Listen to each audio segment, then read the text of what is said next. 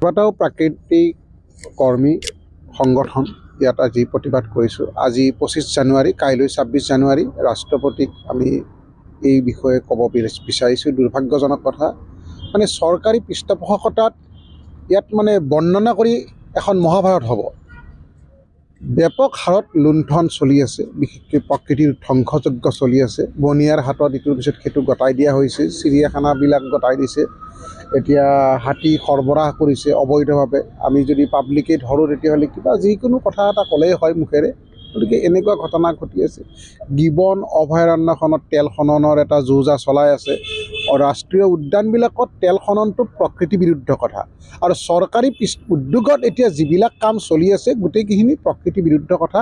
গতিকে এই গোটেই ঘটনাবিলাকৰ আমি কঠোৰ ভাষাৰে গৰিহণা দিছোঁ, আৰু আমি পৰৱৰ্তী সময়ত ব্যাপক আৰু তীব্ৰ গণ আন্দোলন গঢ়ি তুলিবৰ কাৰণে আমি বাধ্য হ'ম। ৰাষ্ট্ৰপতি মহোদয়ক আমি এখন স্মাৰকপত্ৰ প্ৰস্তুত কৰিছোঁ, এই কথাবিলাক লিখিছোঁ যে এতিয়া এনেকুৱা এটা হৈছে যে উন্নয়নৰ নামত গছ গছনি নিৰ্বিচাৰে কটা হৈছে। সেইটো আমি বন্ধ কৰাৰ দাবী জনাইছোঁ। যে সেইটো আমাক তেনেকুৱা উন্নয়নেই নালাগে। আমাক মাজতে অভাৰব্ৰিজ বনোৱাৰ কাৰণে কিছুমান কৰিলে, যে সেইবিলাক বস্তু আমি কৈছোঁ যে গছ নকটাকেও পৃথিৱীৰ বিভিন্ন দেশৰ উন্নয়ন হৈছে। গতিকে এই গোটেই কথাবিলাক আমি প্ৰতিবাদ কৰিছোঁ, আৰু আমি মানে ৰাইজক ৰাজপথলৈ ওলাই অহাৰ কাৰণে আমি আহ্বান জনাইছোঁ। যেতিয়ালৈকে পাব্লিক সচেতন নহ'ব, আমি এনেকৈ কেইজনমান নেতৃস্থানীয় মানুহ বহি আমি পৰিস্থিতি পৰিৱৰ্তন কৰিব নোৱাৰোঁ। পৰিৱেশটো বিনষ্ট হ'ব, হৈছেই। এতিয়া আমি অক্সিজেনৰ অভাৱত কিমান শ্বাস প্ৰশ্বাসৰ বেমাৰত পৰিছোঁৱেই। ইয়াত আৰু বেছি হ'ব। দিল্লী যেনে মহানগৰী হৈছে, এতিয়া এনেকুৱা হৈ যাব, ইয়াত পলিউটেড এটাখন চিটি হ'ব। গতিকে এই কথাটো নহ'বৰ কাৰণে আমি যিখিনি সজাগ প্ৰকৃতিপ্ৰেমী আছোঁ ওলাই আহিছোঁ, আৰু ৰাইজক কৈছোঁ যে এইটো ৰাজনৈতিক পৰিধিৰ ওপৰত। গতিকে এইটো কোনো ৰাজনৈতিক বাউণ্ডেৰীৰ বস্তু নহয়, জীৱকুল নাশ হ'বলৈ গৈ আছে। এতিয়া অসৎ বেপাৰী কেইজনমানৰ লগত চৰকাৰে মিলি এই কামটো কৰি আছে।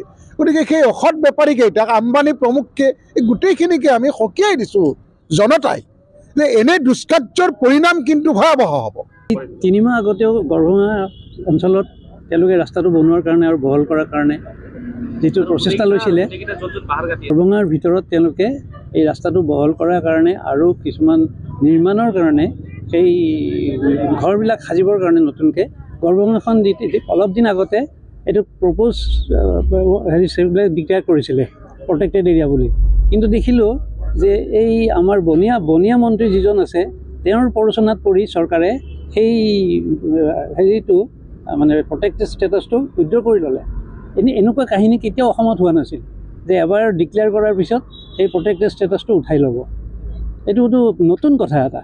কাৰণ তাৰ মূল কাৰণ হ'ল কি, যে সেই বনিয়া মন্ত্ৰীয়ে পৰামৰ্শ দিছে যে গোটেই গুৱাহাটীৰ ভিতৰত সেই অঞ্চলত যথেষ্ট ভাল মাটি আছে।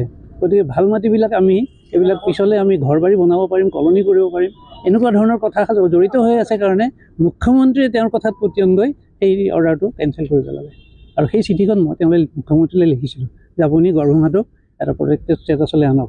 তেওঁ 3 মাহ পিছত সেইটো আনিছিলে, আনাৰ পিছত আকৌ কেঞ্চেল হ'ল। এয়ে আমাৰ দুৰ্ভাগ্য। চব আমাৰ যিবোৰ দাবী আছিল, সদায় আমি বিভিন্ন ধৰণে, বিশেষকৈ আমি যিসকল প্ৰকৃতিপ্ৰেমী বা প্ৰকৃতি সুৰক্ষাৰ কাৰণে যিসকলে কাম কৰি আছে, বিভিন্ন ধৰণে এই কথাবোৰ চৰকাৰক বা সংশ্লিষ্ট কৰ্তৃপক্ষক অৱগত কৰি আহিছে, কিন্তু বিশেষ তাৰ ফল পোৱা নাই। গতিকে আমি কি কৰিছোঁ, আমি বিশেষকৈ এতিয়া যিটো কথা হৈ আছে যে অসম তথা উত্তৰ পূৰ্বাঞ্চলৰ পৰা হাতীৰ যিটো অবৈধ সৰবৰাহ, এইটো এতিয়াৰ কথা নহয়, 2001 বৰ্ষৰ পৰাও আমি দেখিছিলোঁ। তেতিয়াৰ পৰাই আমি চিঞৰি আছিলোঁ যে হাজাৰৰো অধিক হাতী অসমৰ বাহিৰত আছে, সেইখিনিক উভতাই অনাৰ কোনো ব্যৱস্থা কৰা নহ'ল। ওলোটাই এতিয়া আমি দেখিছোঁ 2019 বৰ্ষৰ পৰা জামনগৰস্থিত এখন চিৰিয়াখানালৈ এই হাতীবোৰ চালান দি আছে। তাত যিখিনি হাতী আছে, অসম আৰু অৰুণাচলৰে সৰ্বাধিক সংখ্যক হাতী। গতিকে এই হাতীখিনিক কিয় নিয়া হৈছে, আচলতে তাক যদিও আমি ৰিস্কিউ আৰু ৰিহেবিলিটেশ্যন কথাটো কৈছোঁ, কিন্তু আমি দেখিছোঁ সম্পূৰ্ণ সুস্থ হাতী নিয়া হৈছে। অথচ যিবোৰ অসুস্থ হাতী, সেইবোৰে ইয়াতে লেংকুচিয়াই, ইয়াতে অসুস্থ হৈ ইয়াতে পৰি আছে।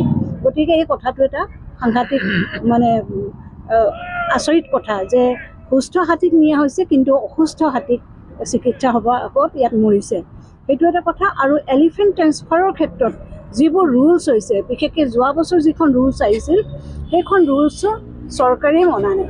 চৰকাৰে পুলিচ এস্কৰ্ট দি হাতী লৈ গৈছে, কিন্তু ৰুলছখনত কোৱা হৈছে যেতিয়ালৈকে প্ৰত্যেকটো হাতীৰ DNA প্ৰফাইলিং নহয় আৰু সেই DNA প্ৰফাইলিঙৰ ৰেকৰ্ড যেতিয়ালৈকে আমাৰ চেণ্ট্ৰেল এনভাইৰনমেণ্ট মিনিষ্ট্ৰীত মানে ৰেকৰ্ড নহয়গৈ, তেতিয়ালৈকে সকলো ধৰণৰ ট্ৰেন্সফাৰ বন্ধ থাকিব।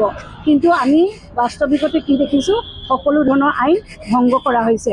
চৰকাৰে ত্ৰিপুৰা হাইকোৰ্টে এখন হাই পাৱাৰ কমিটি বনাই দিছে, সেই কমিটিখনৰ ওপৰত আমাৰ একো ভৰসা নাই।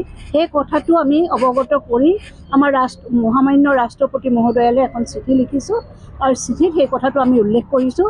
আমাৰ সেই কমিটিৰ ওপৰত মানে এখন স্ক্ৰুটিনি হ'ব লাগে, আৰু যিবোৰ হাতীক লৈ পেলাই যিটো বেপাৰ হৈছে, বেপাৰটোৰ ওপৰত এটা ইনভেষ্টিগেশ্যন হ'ব লাগে। যিকোনো খবৰৰ বাবে যোগাযোগ কৰক 7099017330 লগতে 7099017110 নম্বৰত।